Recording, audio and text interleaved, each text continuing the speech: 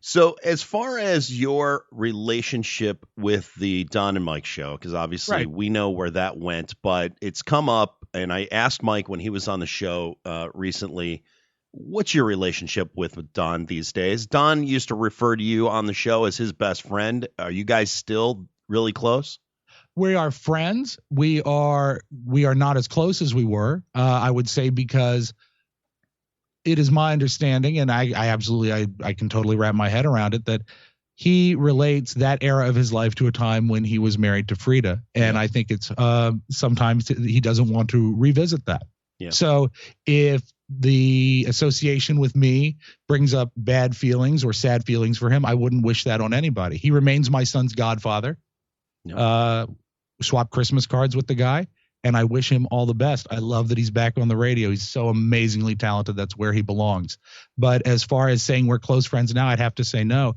No malice, no ill feelings at all. But if you were to say we were still close friends, I'd have to say no, because time marches on.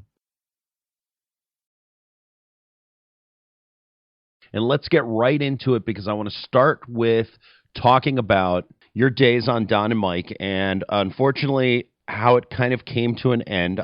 We all heard and understood with the death of Frida, the difficulty that it sounded like Don was going through, but it is brought up often lately around TMOS, around how you and Don don't seem to interact. So it brings up a lot of curiosity in the social sphere. And so I'm curious, and I know other people are curious as to whether or not, I mean, are you and Don still on friendly terms, or did something happen that you guys are just, you're doing your own things now and you've kind of moved on?